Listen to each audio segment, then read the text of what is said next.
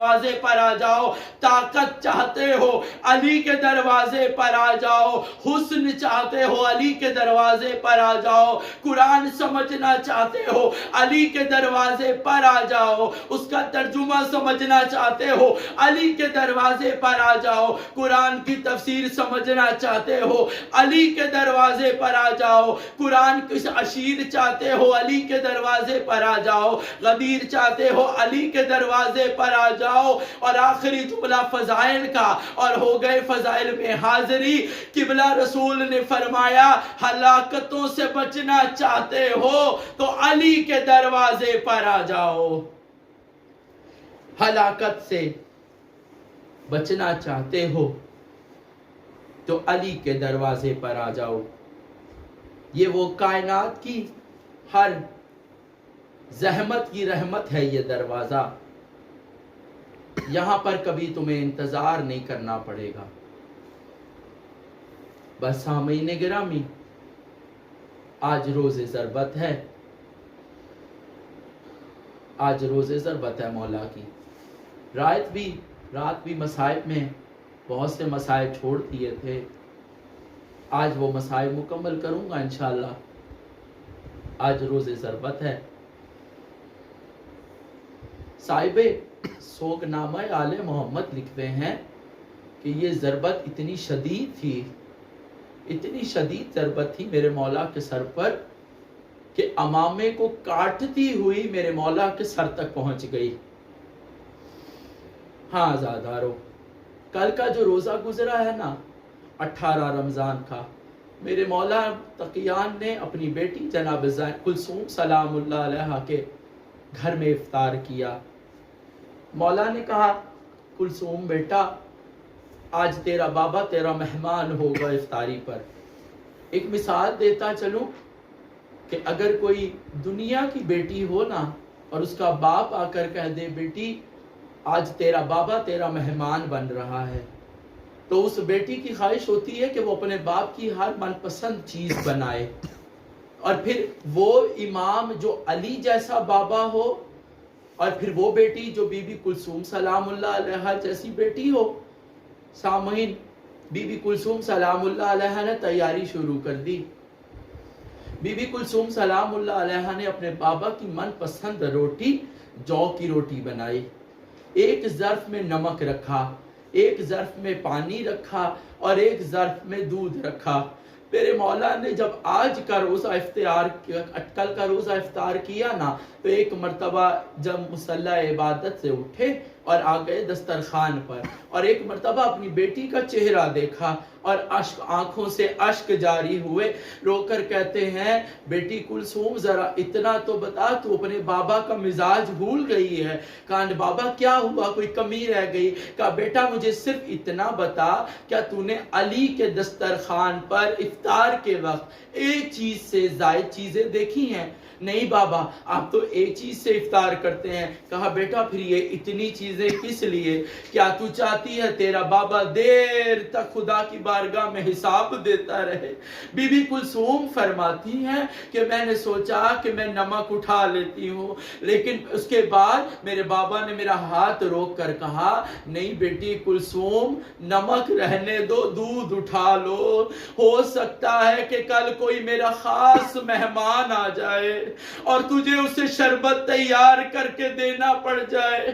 ہائے بیٹی تو کیسے شربت تیار کر کے دے گی اگر گھر میں دودھ نہ ہوا؟ ہاں عزادارو، ایک مرتبہ منبر کوفہ پر رسول خدا خطبہ دے رہے تھے، مجمع میں میرے مولا متقیان تشریف فرما تھے۔ رسول خدا نے مولا متقیان کے چہرے کی طرف دیکھا کہ ایک مرتبہ گریہ کرنا شروع کیا اور روتے ہوئے کہا یا علی، 19 رمضان کا دن شب ہوگی، تیرا سر پہ ضرب لگے گی، اے علی تو ضربت میں مارا جائے گا۔ ہائے عزادارو، ہمیں حسین علیہ السلام تشریف لے آئے، مولا خطبہ دے رہے تھے کہ ایک مرتبہ میرے مولا نے رو کر کہا اے حسین بیٹا، تیری داڑھی تیرے خون سے رنگین ہوگی، مگر بیٹا یہ تیرا خون نہیں ہوگا، یہ کبھی اکبر کے خون سے رنگین ہوگی، कभी असगर के खून से रंगीन होगी। हाय अज़ादारो, एक मर्तबा कूफे की औरतें मेरे मौला अली अलैहिस्सलाम के पास आई और आकर कहती हैं, या अली, हम हमारे मर्द तो आपके पास आकर कुरान भी पढ़ लेते हैं, तफसीर भी पढ़ लेते हैं, या अली हम मस्तूरात हैं, अरे हम मस्जिद में नहीं आ पाती, या अली आप अपनी बेटी जनाब ज़ैनब सलामुल्लाह अलैहा से फरमा दें कि वो हमें कुरान और तफसीर पढ़ना सिखा दे। मेरे मौला ने कहा, अच्छा एक वादा मैं करता हूँ, 2 वादे तुम करो। कहा जी मौला हुक्म कीजिए। मेरे मौला ने कहा, पहला वादा ये करो, बहुत रोगे अज़ादारो खुदा की कसम इन जुमलों पर। मेरे मौला ने कहा, पहला वादा ये करो कि मेरी बेटी के सामने हजूम में नहीं आओगी, मेरी बेटी के सामने भीड़ बनाकर नहीं आओगी, इसलिए कि मेरी बेटी भीड़ से घबरा जाती है। हाय मैं दस्ते अदब जोड़कर कहूंगा, या अली अभी तो भीड़ से घबरा गई, कल कूफा और शाम शराबियों का हजूम होगा, हाय बीबी कैसे बर्दाश्त करेगी। इसके बाद मेरे मौला ने दूसरा वादा लिया। कहा कूफे की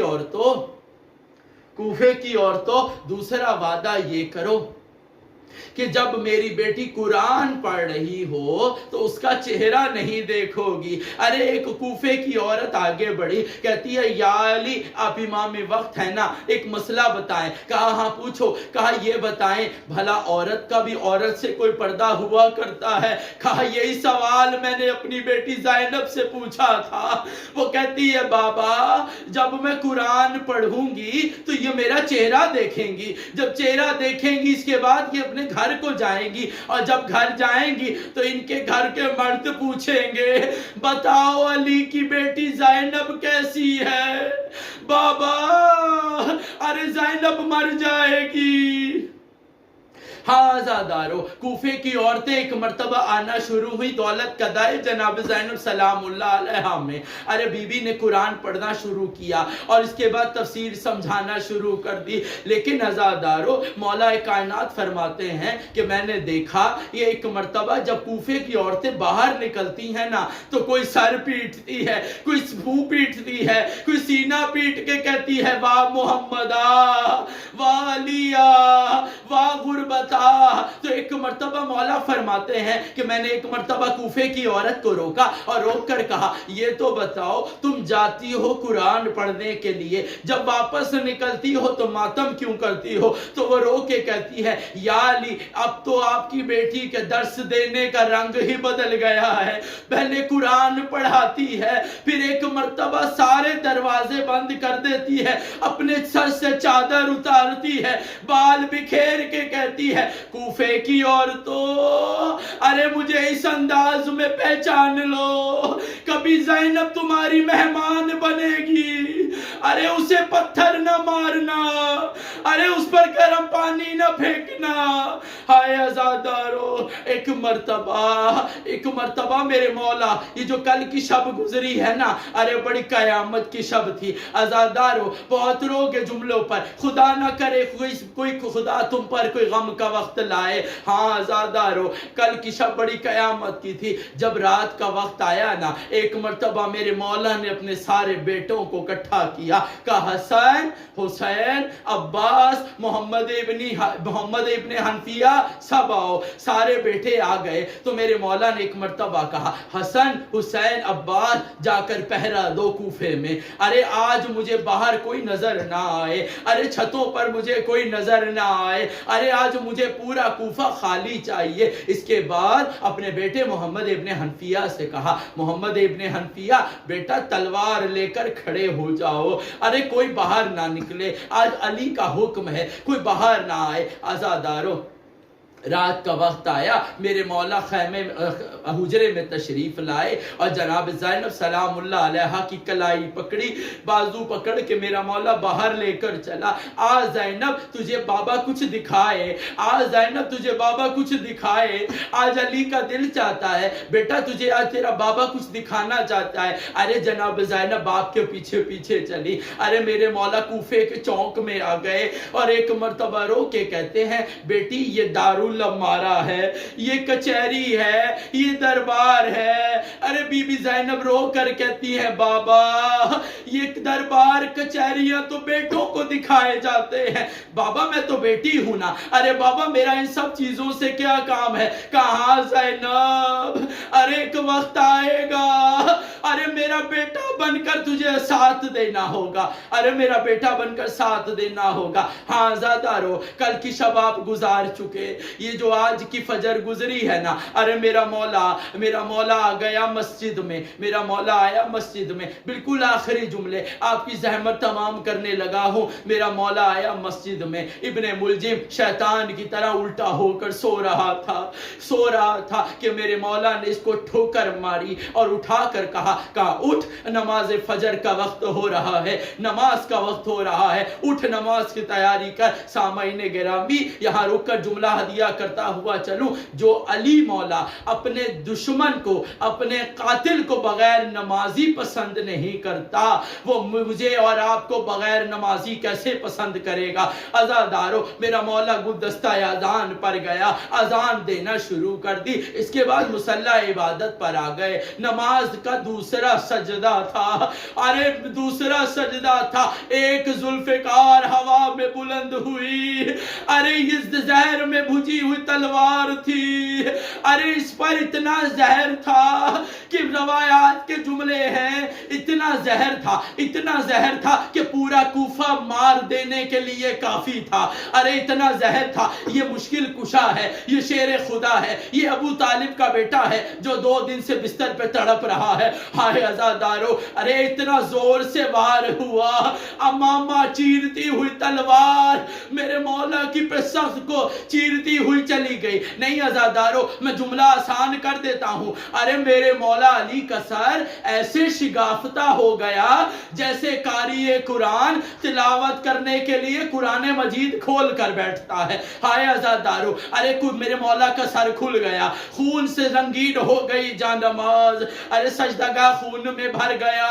ارے ایک مرتبہ میرے مولا نے کہا حسن بیٹا نماز مکمل کراؤ، نماز مکمل ہوئی، میرے مولا کو ایک قالین میں رکھا گیا اور اس کے بعد گھر کے قریب چلے تھے، آخری جملہ اور اس کے بعد گھر کے قریب چلے تھے نا کہ ابھی گھر سے کچھ دور تھے کہ میرے مولا نے رونا شروع کر دیا کہ جناب امام حسن مصطفیٰ فرماتے ہیں بابا تکلیف زیادہ ہوتی ہے، زخم زیادہ بڑھ گیا۔ کہا نہیں بیٹا زخم سے نہیں رو رہا۔ کہا بابا پھر کیا بات ہے، روتے کیوں ہیں؟ کہا میرے اصحاب سے کہو واپس چلے جائے۔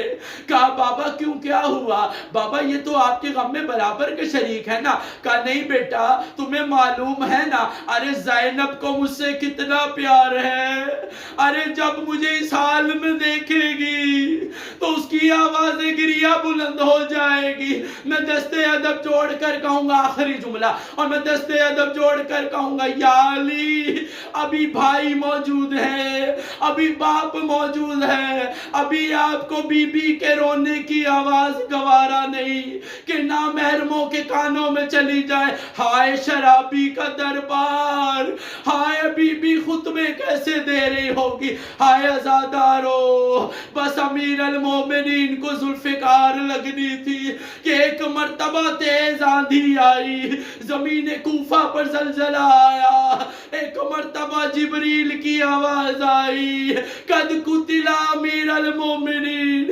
ہائے مومنوں کا مولا مارا گیا۔